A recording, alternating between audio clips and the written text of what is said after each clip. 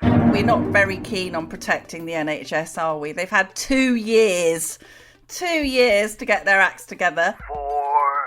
The Metropolitan Police are meant to serve Londoners. Londoners are not meant to serve the Metropolitan Police. 3. For her victory, for her youth, for her temperament, for her lack of grunting, we salute you, Emma Raducanu. 2. Oh, Groundhog Day, Halligan, Groundhog Day, isn't it? Oh. 1. We have liftoff. Welcome once again to Planet Normal, the Telegraph podcast with Allison Pearson. Hello. And me, Liam Halligan. So, having unveiled a £36 billion tax rise to pay for social care and help clear the NHS backlog, Boris Johnson's government has now paved the way for fresh COVID curbs this winter.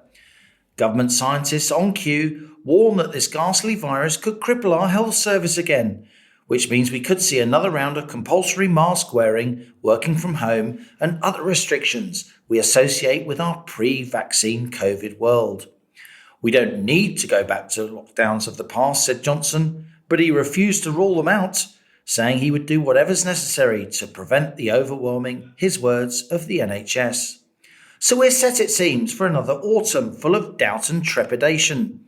The superannuated public sector boffins are piling in as ever, with the latest SAGE document warning hospitalisations could soar to 7,000 a day by next month.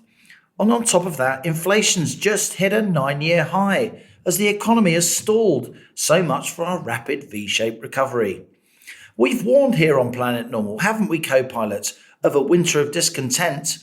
How about an autumn of discontent, a phrase Shakespeare never used? Oh, Groundhog Day, Halligan, Groundhog Day, isn't it? Oh, God. Can I be the first to say that we're not very keen on protecting the NHS, are we? They've had 2 years to get their acts together.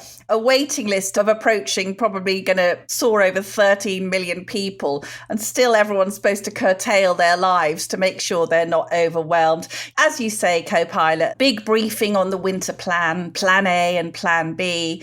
Boris, as is the usual dynamic on these occasions, there was Boris trying to be upbeat, and to his right was Professor Whitty, who was sort of scuttling out of the crypt with the latest kind of death figures. He's not your favourite person, Chris Whitty, is it? It must be said. I mean, I'm not saying you cheered when that footage of him being hassled in a park went viral, but he's not your favourite person. Well, on ethical and scientific grounds, in fact, I'm not the only one, Liam, because Marcus Fish, the Conservative MP, said Chris Whitty should resign this week for approving the vaccinations of all healthy teenagers without a good clinical reason. And I'll second that, but we'll come back to that in a minute. So at this winter plan press briefing, Boris was saying he hoped the situation could be kept stable with more jabs and people behaving sensibly. And as you said, I've got other things in the so-called toolkit, compulsory masks, working from home, and vaccine passports, which you'll have noticed, Liam, that many Conservative MPs actually booed in the Commons when vaccine passports were mentioned. And once again, yes, the Prime Minister said he would do whatever was necessary to prevent the overwhelming of the NHS, which they've just bunged 36 billion quid to.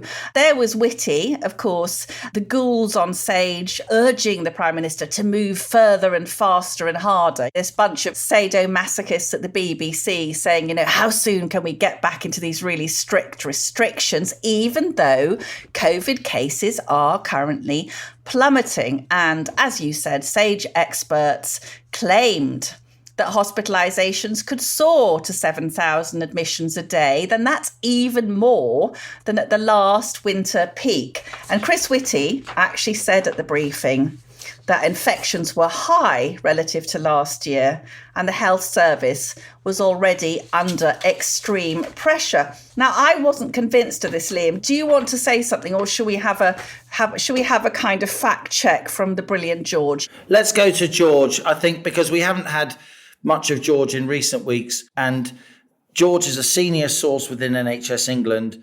George has full access to the internal data. We don't disclose his or her identity. We're very confident of the authenticity of George's stats, and that's why we report them here on Planet Normal, but we can't independently verify them as we ordinarily would, because George gives them to us before they're published, if indeed they're published at all. And I know that you've been talking to George and getting key insights that no other journalist has from that NHS database. So how does what the government advisors are saying publicly, Whitty and Valence and so on, stack up when you look at the data internally that George provides? Yes, Liam, that's right. So I put to George Chris Whitty's saying that the infections were high and the NHS was already under extreme pressure. And George said, we never even had 7,000 hospitalisations a day at either of the two major peaks. In January last year, we had just over 4,000 admissions a day, but at the same time, 3,000 COVID patients were being discharged, leaving a net of just 1,000 additional beds being occupied per day at that peak. And let's remind ourselves, Liam, that is 1,000 beds occupied by COVID out of 110,000 beds available in NHS England. That's something that Hugh Pym, the BBC's resident pallbearer and health editor, won't tell you. So less than 1% of NHS beds in England. At the peak, all right? Yeah. So George goes on, right now, admissions are down. In total, there are 6,338 COVID patients in hospital in England as of 8 a.m. on the 14th of September. The main thing to point out is that the trends for total inpatients, admissions and diagnoses and discharges have now all been stable for almost 2 whole months. Yes, the daily variation can bobble about a bit, but the underlying trend is just flat. In the meantime, George says, COVID cases peaked in mid-July, possibly after the Euros, Liam, at a point almost as high as we saw in January 2021 before the vaccine rollout got going. So we were not talking about insignificant numbers of cases over the summer like we were last year. George says hospitals have also been busy with lots of other work, of course, trying to catch up both elective and emergency work throughout the summer, probably busier in many places than they would normally be in the summer months. Now, George says this idea from Professor Whitty that we are starting from a higher base than we were this time last year, and therefore this winter has the potential to be even worse than last year purely due to COVID, is just fiction. For a start, we had no vaccinations last year. Now we have a year's worth of less people having had the virus and have been vaccinated against it. It is breathtakingly arrogant of the government and Sage to stand there and gaslight the British population into thinking things are going to get really bad again. And George says, you know, I suspect some of the media don't want this to end. They're going to keep ramping up the fear because they know it sells. Last night, the BBC had a report saying Nottingham intensive care was under severe pressure. Now, one of Nottingham's hospitals is reporting a high level of COVID pressure, but the other two hospitals are both green. So clearly they are load balancing very well across their 3 sites. It is so irresponsible of the BBC to pick out the exceptions and present them as the rule. I'm not sure I can manage this for another autumn winter. It does feel like Groundhog Day, says George. So just to say, Liam, what does that tell us? That tells us that we're being told, oh yes, the NHS is going to be overwhelmed. All the usual suspects want us to think that it's going to be overwhelmed, and it suits the NHS very well, doesn't it, to present this tragic narrative. Hugh Pym lurking outside, you know, one of the 2 packed ICUs in the country. And it's absolutely outrageous, really, because I don't think there's any possibility. Our own Telegraph's own Sarah Napton, the science editor who's been so fantastic throughout, said that the COVID winter won't compare to last year. So why is the government even considering severe measures, which, as we know, co-pilot, are what's caused this tremendous backlog in the NHS? I think you're right about this, Allison. I think there's going to be a lot of political argy-bargy. I think a lot of the Conservative backbenchers won't accept renewed anti-COVID restrictions, given that so many of us have now been vaccinated And the ONS data, the most authoritative data, shows that levels of immunity are now so high. You've also got an economy that's stalled. The last GDP number in July, growth was 0.1%, far, far lower than was expected. You've got 3.5% inflation coming through now, and that's consumer price inflation, the input price inflation, the inflation that factories are experiencing, which will eventually be largely or at least partly passed on in goods and indeed in services. That's running at 10% in July, 11% inflation. You are going to see these cost of living increases. You can already see them in petrol prices, in food prices. And that's why I think there will be a lot of organisation by trade unions. I think there'll be a lot of pushing for higher wages. I think even people working in the gig economy are going to be pushing for higher wages amidst labour shortages. And that's why, rather than a winter of discontent in November, December, January that we've been predicting on Planet Normal for a while now, you could even see it's autumn of discontent, October, even September now, the political temperature ramping up, voters getting increasingly disconcerted with the government. And I think you're starting to see this move in the opinion polls now, with the Tories losing their lead in some opinion polls. But they're not losing their lead because Labour's gaining. They're losing their lead because smaller parties, the likes of Richard Tice's Reform Party, are sort of coming through and taking nips out of the big parties, biting at their ankles. And I think there's going to be a lot of this in the next weeks and months to come. Well, we've said, Liam, haven't we? What we've been picking up from listeners is a gradual disenchantment with the Prime Minister, with the government. And I think that the polls are now starting to reflect what we've been picking up anecdotally. So what we're saying now, are they threatening measures to contain COVID or to stop COVID overwhelming the NHS for something which has the same threat to most of us as seasonal flu? And I guess the question I'd ask you, is the NHS more important than the people it serves? Because the impression I'm getting is what this is all about is the Conservative government cannot afford the embarrassment of the NHS collapsing on its watch. So it's basically you lot are all going to have to stay home again if there's any threat to the NHS. And I am absolutely sick of this bloated organisation. As we've often said, Liam, some fantastic doctors and nurses, many of them Planet Normal listeners. But is there any other country in the world where they're constantly being told that you've got to have restrictions to preserve your health service? And Chris Whitty said that the number of hospital admissions and the speed of increases, plus the ratio of deaths to admissions, was going to be what determines their decision about whether we're all going to be, made to go home again. I just do not think this is acceptable, and I hope that millions of people will just say no. Just absolutely not. We've had enough now. We've got highly vaccinated population, which brings us on to my other huge beef of the week. Halligan, did you see me ranting against the approval of the vaccination of 12 to 15-year-olds? I did indeed. And before we come on to that, we should just say that both of us support free at the point of use healthcare in this country.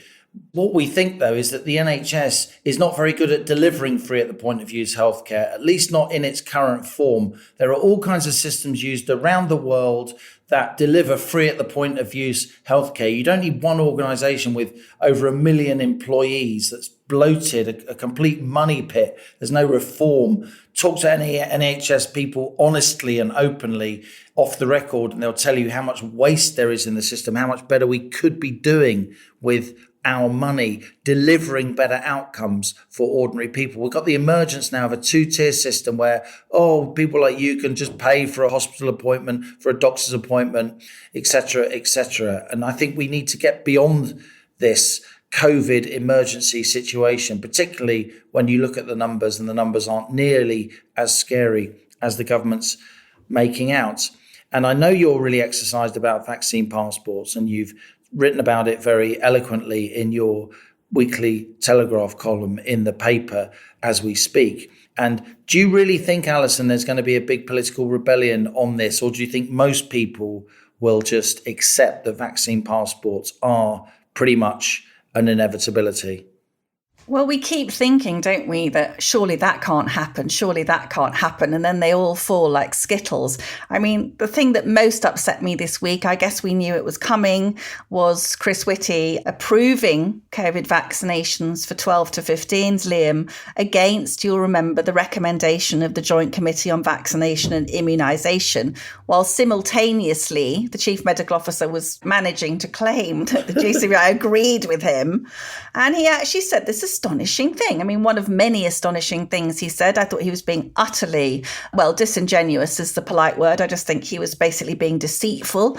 Chris Whitty said that kids, 12-year-old kids, are capable of understanding complex decisions about their health. And that night on the BBC, Liam, I don't know if you saw it on the news, there was a slip of a girl, a lovely girl, and she was being asked about whether she'd have the jab. And she said, oh, yes, because I want to keep my family safe. I want to keep people safe. It's good for society.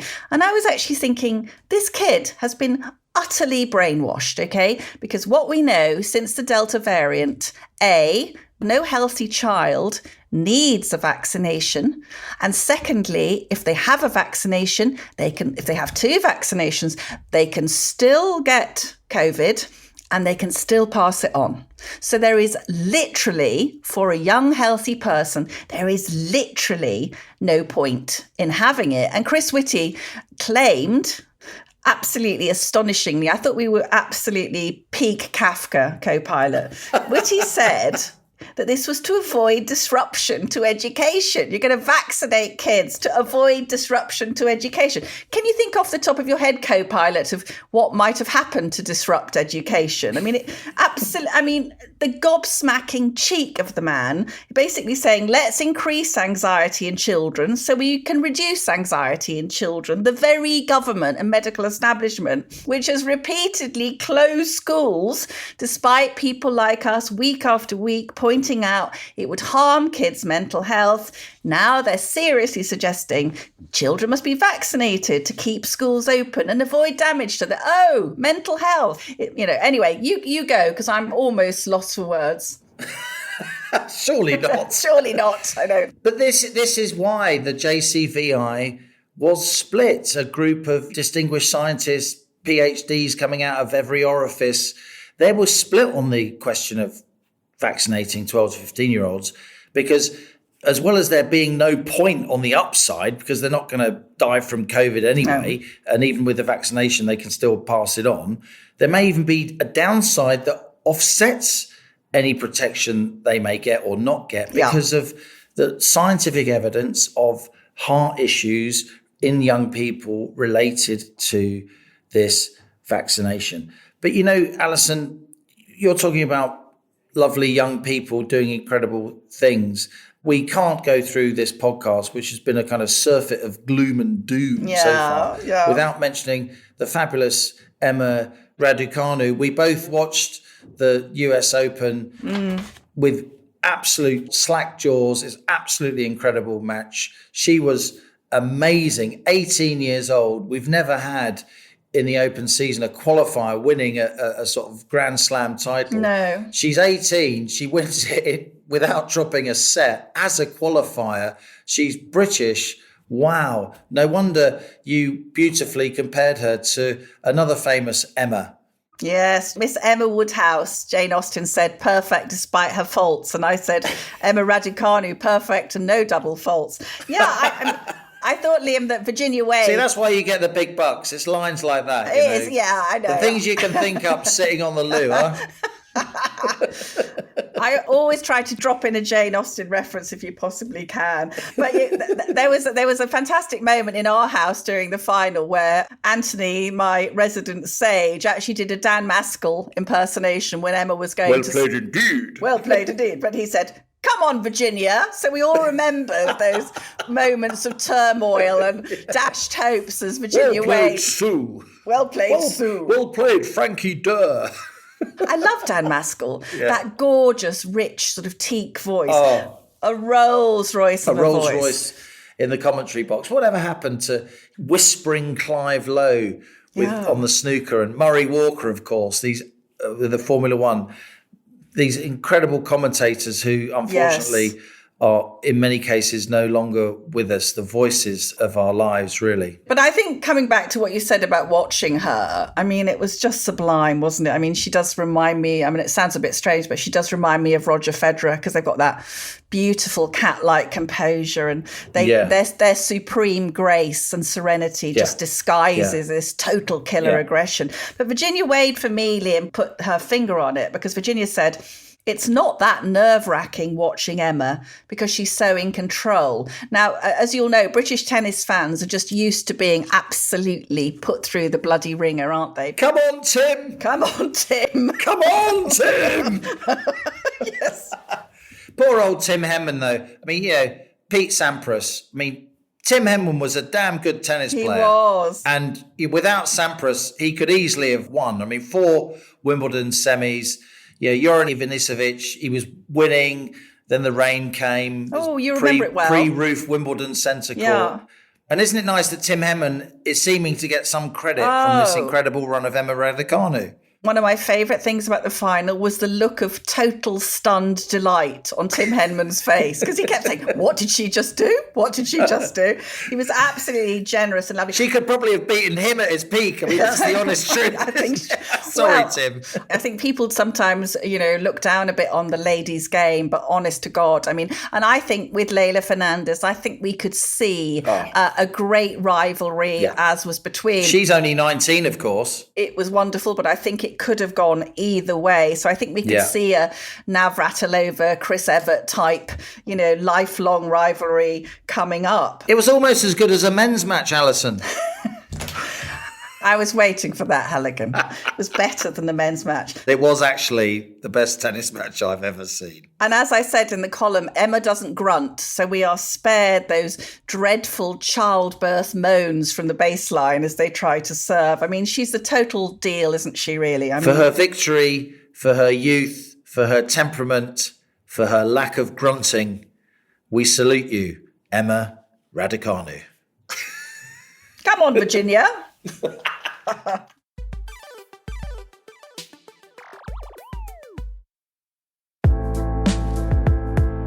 Was Churchill the hero of the Second World War or a racist imperialist whose actions led to the Bengal famine? Should his statue be protected or pulled down? And can we really judge the figures of the past with the attitudes of the present? Please do apply for planning permission to have the statue removed. My name is Stephen Edgington, and if you're enjoying this podcast, you might like History Defended, a new series from the Telegraph. In each episode, a leading historian defends a controversial historical figure. I play devil's advocate. There are some times in wartime when incredibly difficult decisions of life and death have to be taken. Winston Churchill, Clive of India, Bomber Harris, and Oliver Cromwell, men whose actions still influence the world we live in today. Today is Victory in Europe Day. Search History Defended in the same place you're listening to this.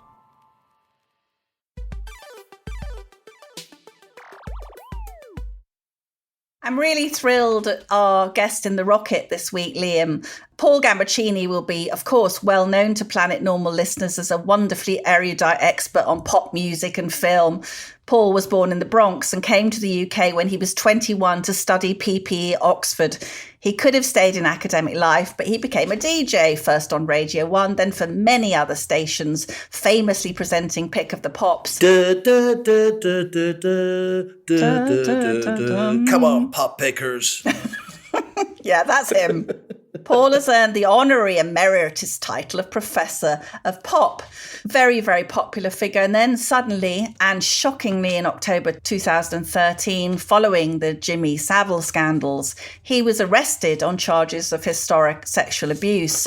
Paul had never met his accusers. Nevertheless, it took over a year for the Metropolitan Police to say he was innocent.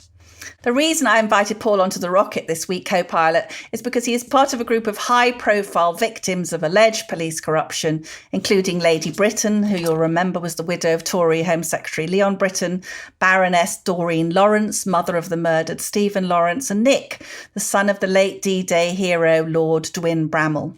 Now, 7 of this group wrote an open letter last week to the Prime Minister saying that Cressida Dick, the Met Police Commissioner, should not get a 2-year extension to her contract. They accused her of presiding over a culture of incompetence and cover-up. And I quote from their letter, "We share a collective concern that the leadership of the Metropolitan Police Service will continue to act as though they are above the law and that the general public do not have a viable means of recourse." A few days after that letter, Liam, we learnt that Cressida Dick will remain as the head of the Met until 2024, with Home Secretary Priti Patel saying that the Commissioner would provide continuity and stability. I asked Paul Gambaccini how he had reacted to that announcement. First of all, I was not surprised, because all of the malefactors in the witch hunt have been promoted rather than demoted. I mean, Keir Starmer was given a knighthood, Allison was given a damehood, Bernard Hogan Howe was given a peerage, and Cressida Dick was made a dame commander. So this is another example of the establishment supporting itself. Nonetheless, I was very disappointed because we have not had a reply yet from either the Prime Minister or the Home Secretary, and the letter was delivered. Yeah. And it's just more of the same. So Cressida Dick wasn't actually head of the Met when the police came after you and other people represented in the group. Why specifically do you think she is unfit to stay in post? As I have said in a now much watched YouTube clip, which is it has gone viral, and I'm not even Justin Bieber. I launched my legal case against the Met in response to what I had experienced on the day that Cressida Dick took over. It took 3.5 years for me to win my case against the Met. Wow. Now, this was a slam dunk.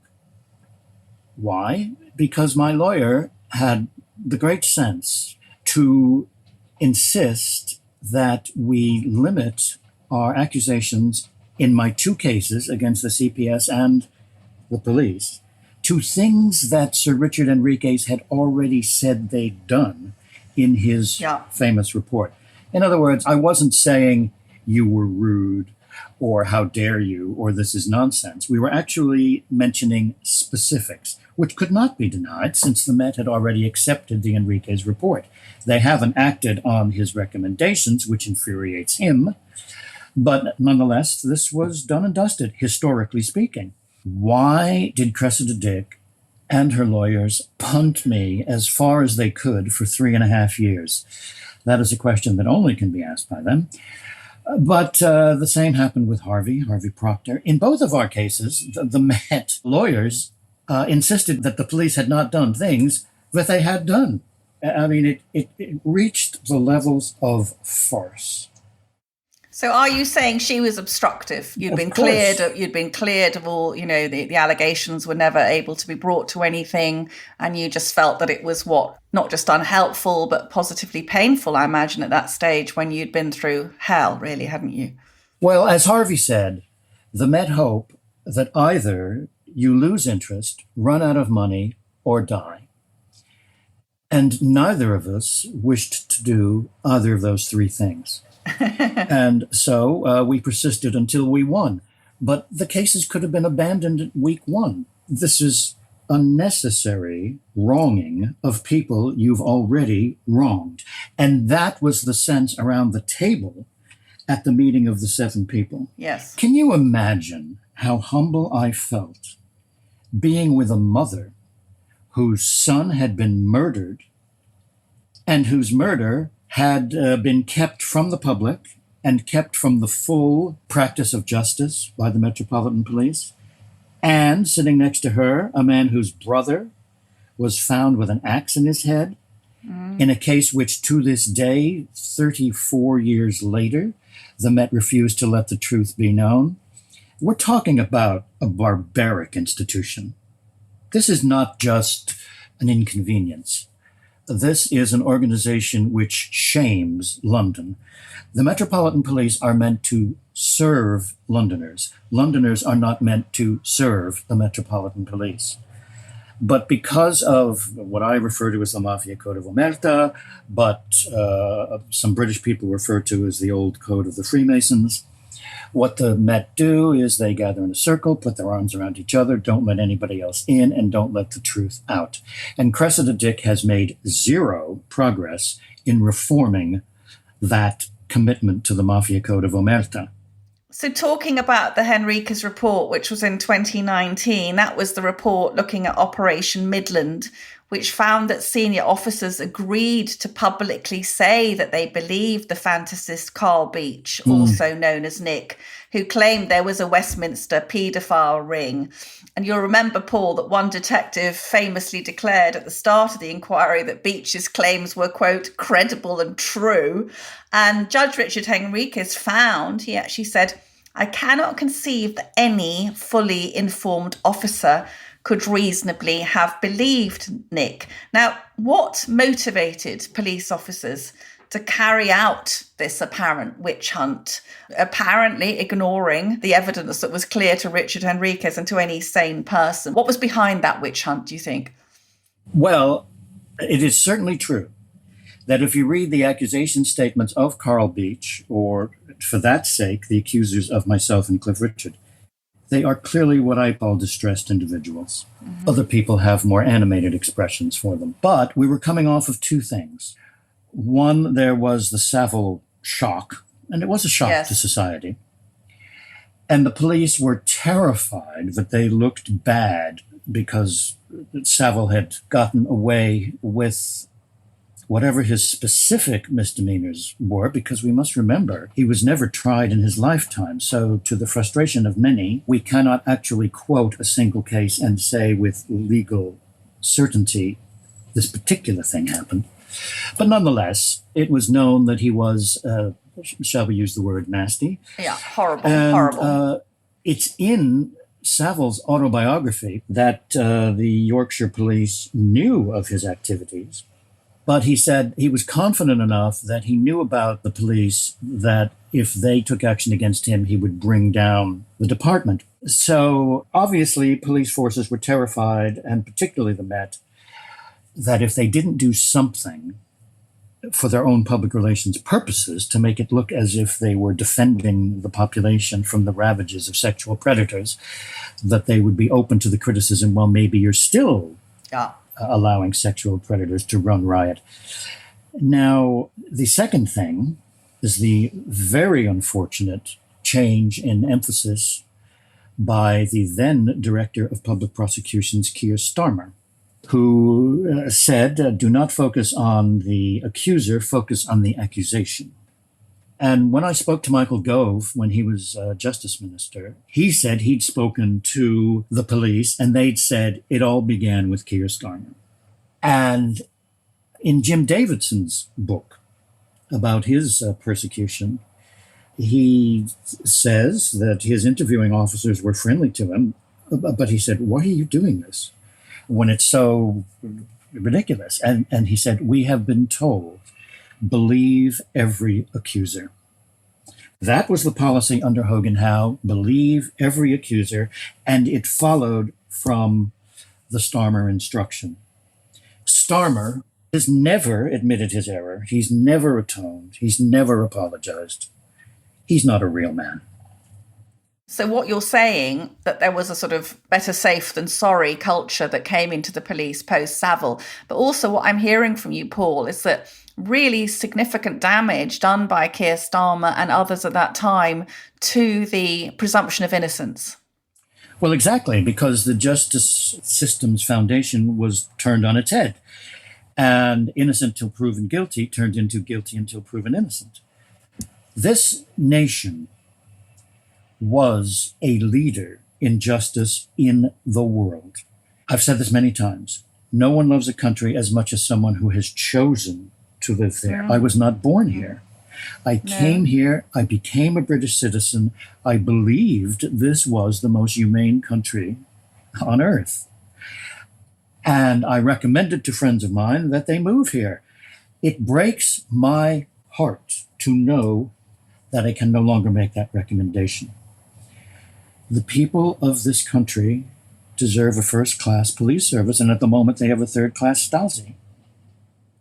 Can we talk a bit now, Paul, about what happened to you personally? I remember switching on the radio in November 2013 and hearing that the former Radio 1 DJ Paul Gambaccini has been arrested on suspicion of historical sexual offences as part of Operation U-Tree. And I have to say, I was, stunned and dismayed to think that this was happening to someone I thought, not just thought, I knew was one of the good guys. Can you tell Planet Normal listeners what happened the moment you were arrested?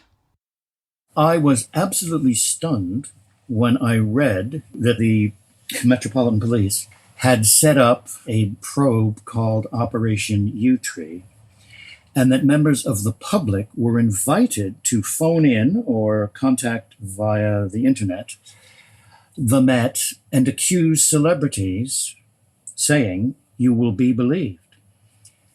And I thought, well, in that case, I'm doomed, because I was the first person to talk on television about he who cannot be named to this date, Jimmy Savile.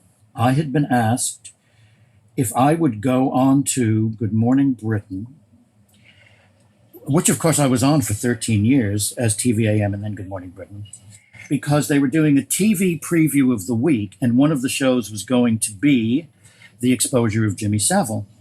And so Lorraine showed me this clip on air, and I casually said, because to me it was matter of fact, I've been waiting for this story to come out for 30 years. And sure enough, what I thought might happen did come to pass, which is that, and I apologize for the siren in the background, and that was someone saw me on TV and said to his fiancée, "How dare he say that about Jimmy Savile when he did that to me? I'm going to get him." Well, this particular person happened to be a serial unsuccessful accuser, as well as a serial serious drug abuser. And in the period after I saw that U-Tree had opened up until the police actually came to my door, I said to my lawyer, my PA, and of course my husband, don't be surprised if you hear that I get a visit from the police, because they've said to members of the public, you will be believed. Whatever it was, 4:30 on that morning when you, 8 policemen turned up? 8 policemen, yeah. And one of them says, "You are under arrest for blah, blah, blah, blah." So they came in. I had utterly irrelevant items taken, including the press release from 1969 saying that I had been made the general manager of my college radio station. What that had to do with alleged sexual offenses in the 1970s is beyond me. Tell me, what did you feel? Were you filled with horror? Were you crying? What happened? I never cried during the entire police ordeal because I was instantly angry. And also, I had anticipated that I would be placed into the system because I'd been on TV and somebody would quite possibly, I thought the odds were 50-50, add 2 and 2 and get 5. And, it's terrifying to think we live in a country where it's not safe to go on television. Okay, so I know you have very strong feelings about the accused being identified in such cases. But of course, cases like the Jimmy Savile, Rolf Harris case, people being identified in some of the cases do bring more victims forward, not the kind of guys you're talking about. So if there's a named predator, it may encourage actual real victims to come forward. Isn't this a problem, Paul, to some extent? I think it's only a problem if you misread the history of what actually happened during the witch hunt. The case that is cited most often by well-intentioned supporters of no anonymity before charge is the Stuart Hall case. Well, look at how Stuart Hall had more accusers come forward after he was arrested. Yes, but he was arrested and charged on the same day. In U-Tree, the police were not detectives, they were stenographers. They would wait for people to phone. When my case was over, and my items were returned to me. One of the two officers who brought the materials, he said, when Max Clifford was named, the phone rang and rang. When you were named, nobody rang. You must never think nobody cares about you. Many people do. Many. I thought at that very instant, that is the closest to an apology I'm going to get from the police. Two honest policemen are telling me that many members of the force did not disagree with this tactic of using people as human flypaper. What really irritates me, because, you know, I've made my career out of facts. And in my case, in Midland, in Cliff Richard, there are howling errors of fact in the accusation statements. For example, he claimed that on several visits to my apartment, he had met the pop star Lamal. My flatmate, the pop star Lamal. The police officer says, and when was the last time you met Lamal? And he says, 1981.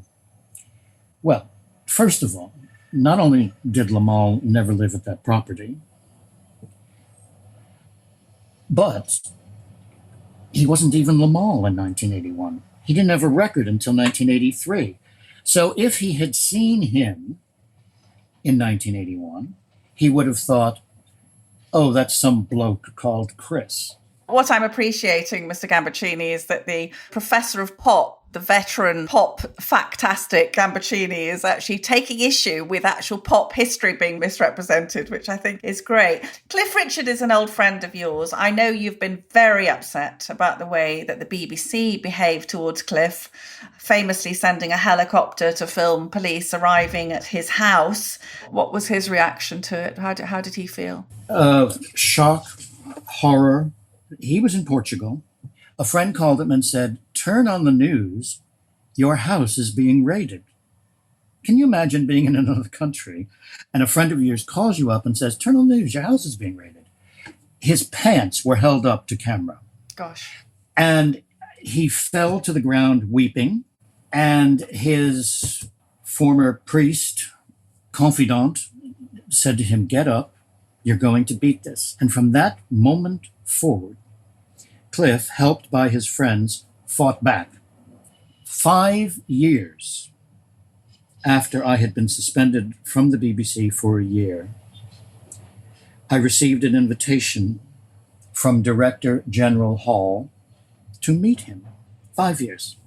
And in that half-hour session, he privately apologized to me 4 times, but would never make a public apology.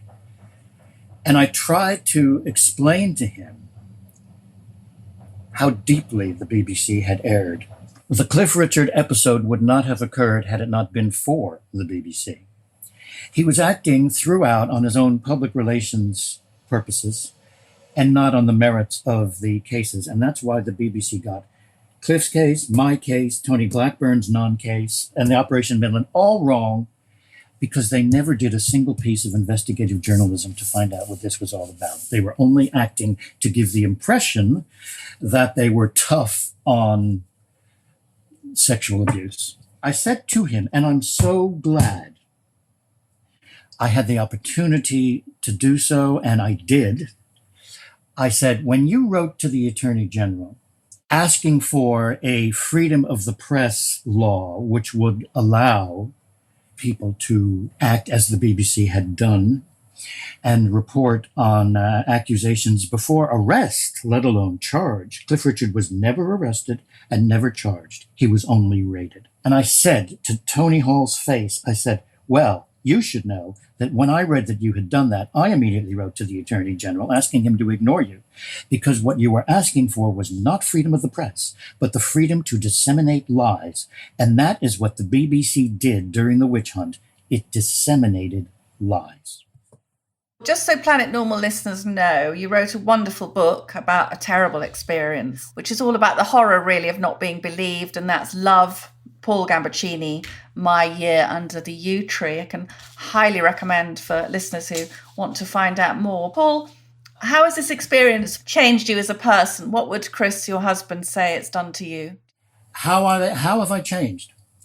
A loss in the belief of the integrity of institutions, which is a great loss, but more than compensated by the ever-growing realization of the value of my dear ones, my husband Chris, my closest friends, who stood by me throughout. I was, in 1973, thrilled to join what I did think was, and what was at that time, the greatest broadcaster in the world. And I have lost my faith in the integrity of both institutions. Again, with the BBC, I make the distinction between the corporate management and the network management, as we make the distinction between the management of the Metropolitan Police and the bobbies on the beat. We all admire the 90 to 95% of the police who are good, honest, hardworking people. So I have no problems with the network management. But unfortunately, under Lord Hall, the gap between corporate management and the networks became a chasm. I'm just going to want to end with an upbeat thing, because you're rightly celebrated, Paul Gambaccini, as Professor of Pop, wonderful erudite presenter of Pick of the Pops and Counterpoint, so many memorable shows. You know, Paul, you did me a great service when I was a teenager. You instilled in me a lifelong love of Stevie Wonder. My musical taste was to a great extent formed by your coverage of the American charts, and I've passed on that love of Stevie to both of my children, so I'm grateful to you for that. Was there one piece of music, were there any songs during that terrible year that sustained you? Well, there were a few, but since you've named Stevie Wonder, I will name Uptight Everything's All Right. Not only is it one of the two best out-of-news records ever for DJs to play, but it's such an upbeat song, such a thrilling, inspiring song. He is just a gift. You know, I've had the almost unique privilege of sitting next to him on the piano bench as he played. Ah, my God. Amazing. I was hosting a news conference and he wanted to illustrate his answers by playing. And there are just some people who have a gift which is so great, we, for all intents and purposes, might as well call it divine. And I can understand how a genius like Beethoven could exist because I have known Stevie Wonder. That's wonderful. So we'll forget about Cressida Dick, and here's to Stevie Wonder. For once in my life, I won't let sorrow hurt me, not like it's hurt me before. Paul Gambaccini, thank you for coming aboard the Planet Normal rocket. It's been lovely to have you. You're very welcome, Allison. Well, the guy's got great taste in music. Isn't she lovely? I just called to say I love you. Wonderful Stevie Wonder as the final thought there. But let that not detract from an astonishingly powerful interview. I was tearing up listening to Paul Gambaccini there discuss in a very, very dignified way how he felt as he was under investigation. And I'd forgotten actually that Cliff Richard wasn't even arrested, let alone charged. And yet he had all that stress in his life as well.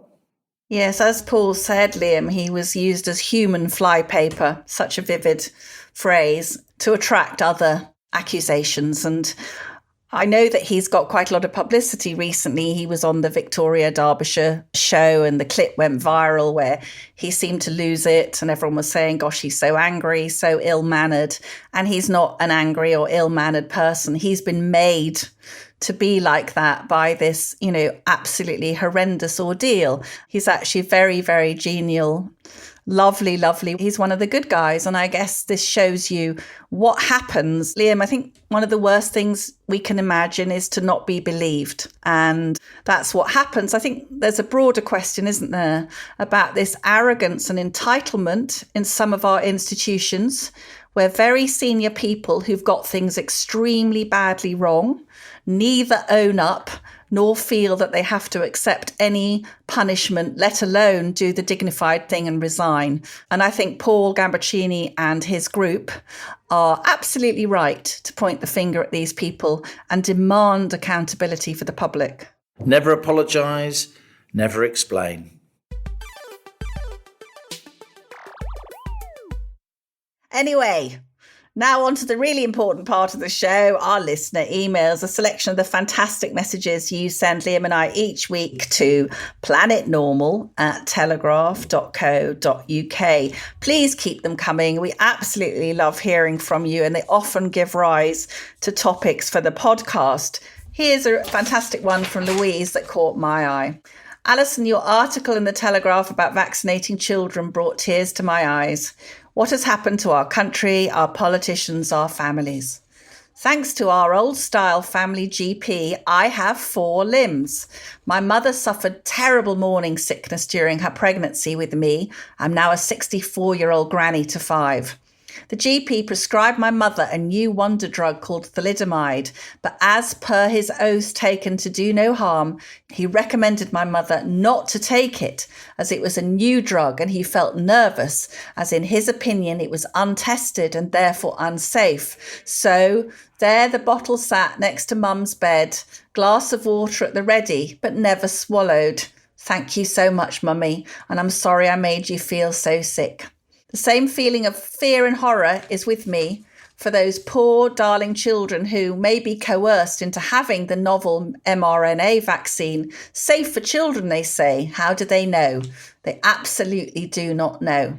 My darling dad, age 92, so excited and trusting about his Pfizer vaccine, developed pneumonia within 5 days of his first jab, diagnosed over the phone by a GP he'd never met before. My dad insisted on getting his second jab 3 weeks later, even though I was begging him to wait. But he duly had his second jab and died later. And guess what? He tested positive for COVID. Without the jab, which made him so weak, I think he would have survived his bout of COVID. My husband's cousin, a real high flyer, after his jab, has acute onset encephalitis. His life as he knew it is over. I do wonder sometimes what triggered that out of the blue. As COVID survivors, my husband and I have our antibodies checked every 12 weeks, the third test in about 3 weeks. On test 2, our antibodies had increased by 1/3. Our body's utterly amazing immune systems are working just fine. Thanks to you and Liam for the wonderful podcast. That's a powerful email. And here's another one from David. Okay, where do I start? How many of the emails we get start along those lines? They do, I know. Okay, says David, where do I start? Boris is, in my mind, a liberal dressed up as a conservative. He did one amazing job getting us out of the EU with Brexit, but yet still he has us hanging around pussyfooting with Brussels as though he still wants us tied to Europe. It's been long enough, Boris. They're playing games and are happy using Northern Ireland as an excuse. Surely the pandemic was the perfect storm to release us on WTO terms. As for COVID-19, if Boris had surrounded himself with people who could understand data, then surely he could have seen how manipulative the scientists have been. Let's chart admissions versus discharges. Simple maths, not scaring the country and giving the masters in the NHS the excuse they have needed for years of shutting up shop. Do I believe the pandemic is real?